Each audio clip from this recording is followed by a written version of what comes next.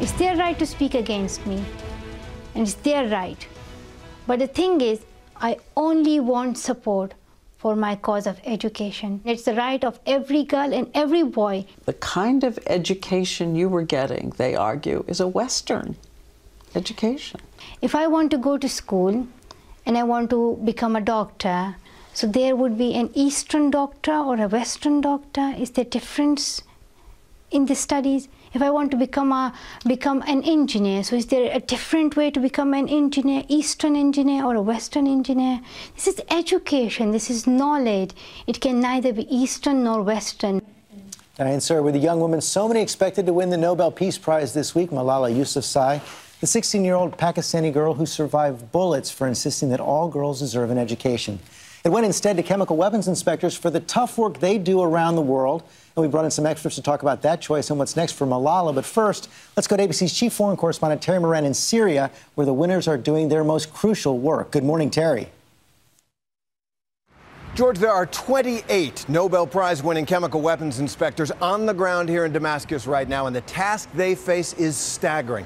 They're supposed to identify, locate, remove, and destroy Syria's entire chemical weapons arsenal. More than 1,000 tons of munitions, precursor chemicals, mixing equipment, the lot. Do it in a few months in the middle of a raging civil war. We met with the team the night they won the prize. They are, as you can imagine, a close-knit bunch, not without a sense of humor.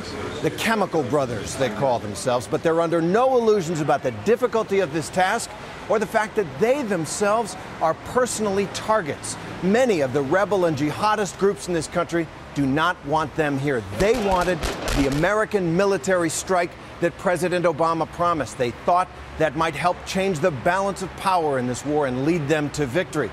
But for many ordinary Syrians, the work of the chemical weapons inspectors is the work of peace, and they hope that it might offer the chance of a beginning of the end of their long national agony.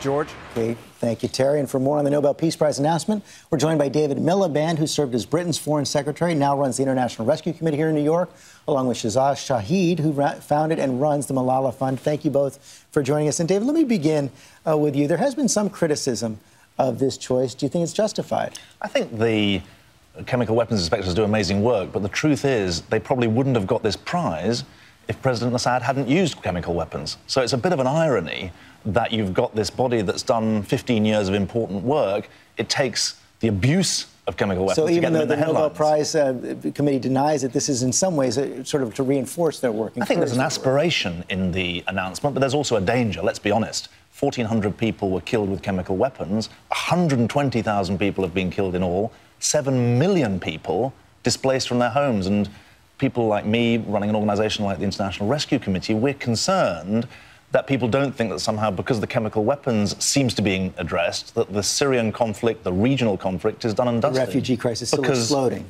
I mean, 7 million people. Just think of a country like Jordan, a big ally of the United States, 600,000 refugees. That's like the whole of Poland arriving in the United States. It's a massive hit to these societies. Shiza, how did Malala take the announcement? You know, she said to me jokingly yesterday, if I ignore the Nobel Committee's decision, I already feel like I've won, because people all over the world have been sending in love and prayers. So she wasn't expecting it. She'd said, I have a lot of work to do, and that's what she's focusing on, and she's wished the OPCW luck in their tremendous task. And I wonder if you talk about, as you talk about the work Malala wants to do, if not getting the Nobel Peace Prize was somehow a blessing in disguise. Does it help her in some way in her home country? I mean, she's 16. I think it's a heavy burden to carry. She carries many burdens already, and she does them very, very well. But I think she has many, many years ahead of her to win the prize. In Pakistan, people were hopeful and expecting it, but I think it really brought the nation together around a cause, and it served its purpose with the nomination. And she has said that at some point she could see herself seeking elective office. But what is the focus right now for Malala and the foundation? For Malala, it's school and getting back to having some sort of a normal life, while also continuing her campaign. So at the foundation, we're trying to build the right team around her to take her campaign forward with her vision, which is really getting girls into school and helping them be powerful agents of change.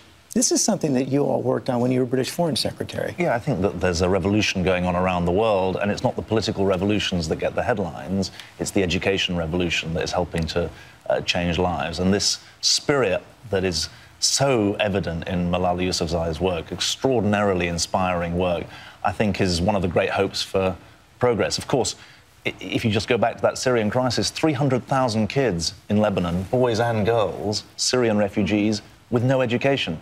And they need NGOs, they need governments to really mobilise, because that's, if we're not careful, a forgotten and dangerous generation. And their potential as a generation is magnificent, but the danger is obviously huge. And right across the Arab world, massive lack of education. Do you see the hope in Pakistan now? We do. We do. We see, you know, Malala's shooting really galvanized people to get up and say, I denounce terrorism. I name the groups that have done this attack, which was not being done in the past. And thousands of girls got up and said, I'm Malala, and that was revolutionary. So we see hope, and we see progress. So maybe we'll be back in a decade and see Malala as the Nobel Prize winner? I hope so. And Pakistan's a country which traditionally has spent 6 or 7 times as much on the military as on education. Now organisations like the IRC, the International Rescue Committee, organisations like the Pakistani government, NGOs, they're mobilising for education in Pakistan because it's the future of that country. Big change. Thank you both very much. Thank you.